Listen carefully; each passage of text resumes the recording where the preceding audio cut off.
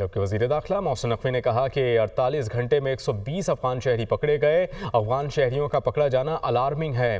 धावा बोलने पर किसी भी किस्म के मुज़ाकरात नहीं हो सकते। इस वक्त वज़ीर आला खैबर पख्तूनख्वा बहुत बड़ी लाइन क्रॉस कर रहे हैं।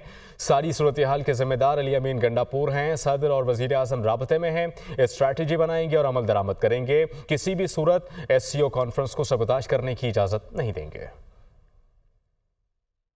टोटल पिछले 48 घंटे में 120 अफगान नेशनल हैं जो पकड़े गए और ये एक अलार्मिंग चीज़ है।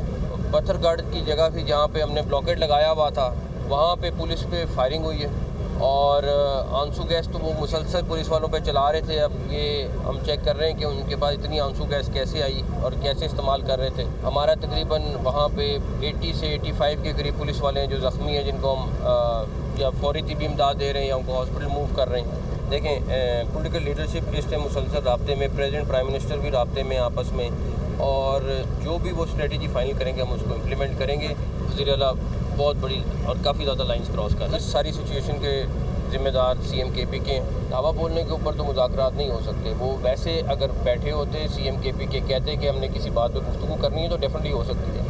ये नहीं हो सकता कि आप एक तरफ दावा बोल रहे हो दूसरी तरफ क्या मुज़ाकरात भी कर रहे हैं। कि किसी सूरत SCO कॉन्फ्रेंस को सबोटाज नहीं करने देंगे हम।